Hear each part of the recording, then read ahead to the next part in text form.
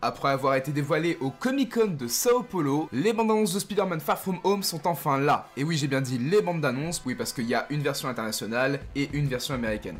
Pour ma part, j'ai vu les deux, même si entre les deux bandes d'annonces, il n'y a pas grand chose qui change. Parce que l'araignée sympa du quartier est de retour à Londres.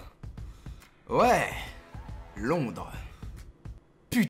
Franchement, vous pensez vraiment qu'on va faire des scènes de voltige à Londres? Mais bref, je vais essayer de mettre toute la mauvaise foi de côté que j'ai pour ce futur film et pour son prédécesseur pour vous livrer une analyse trailer. Let's go!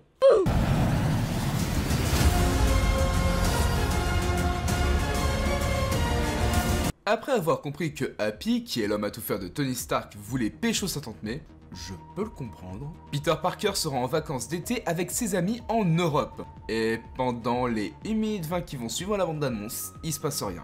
Mais vraiment pas grand chose en fait. Ouais, parce que pendant quelques instants, j'ai cru que c'était un teen movie. Vous savez, le film où tout le monde veut coucher avec tout le monde. Comme American Pie par exemple. Cela dit, le repos ne sera pas de mise pour Peter. Il est interpellé par Nick Fury.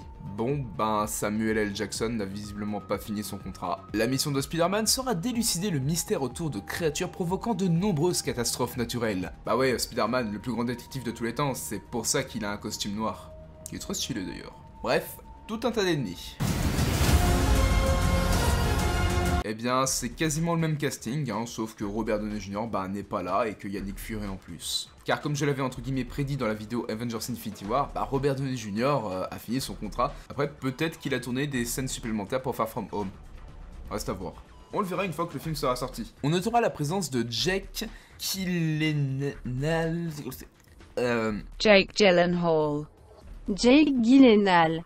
Qui jouera Mysterio, et qu'on a déjà pu voir dans Brokeback Mountain, qui est un film excellentissime. Foncez le voir. Ouais. Et sans oublier la présence de Michael Keaton, soit le vautour dans le film précédent. Ça me semblait évident qu'il soit là, sinon il n'aurait pas été teasé dans la scène post-générique de Homecoming.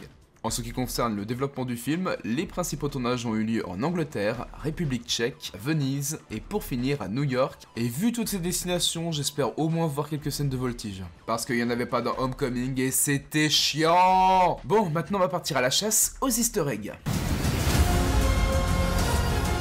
Dans les premières secondes de la bande d'annonce, on peut y voir un enfant avec un masque Spider-Man low cost. Et comme dit en début de vidéo, Happy n'est pas mort et fait des avances à tante May. S'ensuit une scène de voltige à New York. Ouais, c'est probablement la seule qu'on aura. Alors, je vous ai pas parlé de cette scène de voltige pour rien, parce qu'il y a quelque chose à voir de très intéressant. Dans cette même scène de voltige, on peut y voir la tour Stark être reconstruite. Mais comme vous le savez très bien, ce n'est plus le QG des Avengers. Logique. Mais du coup, je me suis demandé, quel est le nouveau propriétaire de la tour? Eh bien, beaucoup de fans présument que ça serait le futur QG des 4 Fantastiques. Ah, les 4 Fantastiques. Niveau film, vous avez vraiment pas eu de bol. S'ensuit Peter qui fait sa valise pour pouvoir partir en Europe, et on peut y voir sur la valise les inscriptions BFP. Alors, on pourrait penser que ça voudrait dire Ben Parker, ce que je comprends tout à fait. Mais alors, pourquoi il y a un F au milieu?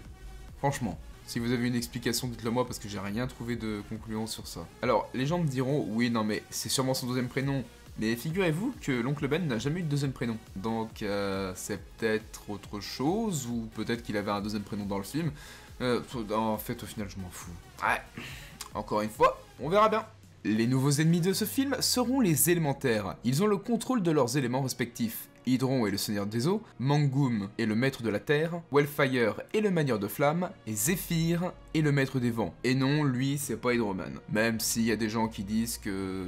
En réalité, c'est Hydroman parce qu'on voit un bateau avec marqué 212 et que 212 fait référence à la première apparition de Hydroman. C'est compliqué. Après, je peux comprendre que certains pensent que c'est Hydroman, hein. Moi, j'ai cru que lui, c'était l'homme sable. Ouais, je me suis senti con. On verra par la même occasion le grand méchant que tout le monde attendait de voir depuis des années, qui était prévu dans Spider-Man 4 de Sam Raimi, mais qui finalement n'a jamais été fait parce que ce film c'était de la merde. Mesdames et messieurs, Mysterio, le super vilain spécialiste des illusions. Par contre là, me faites pas croire que c'est le maître de l'illusion là. Il a forcément des pouvoirs magiques. On peut pas être aussi pété en illusion que ça. Pour finir, l'hôtel dans lequel loge Peter et ses camarades se nomme Hôtel de Mathéis, comme Jean-Marc Mathéis, qui a été un des scénaristes de Spider-Man. C'est stylé, hein? Ça sera un film sympa, mais sans plus. Quand je vois cette scène, je me dis adieu ces scènes de voltige. Et oui, je vous casse les scènes de voltige. Mais il y en avait vraiment pas dans Homecoming et je trouve ça inacceptable pour un film Spider-Man. Hein. Et Spider-Man Into the Spider-Verse, c'était mieux. Mais au moins, les musiques sont cool, hein, on va pas se mentir. Bon bah voilà, la vidéo est terminée. Je vous dis à plus, je vous aime, je vous fais des bisous. Coupez!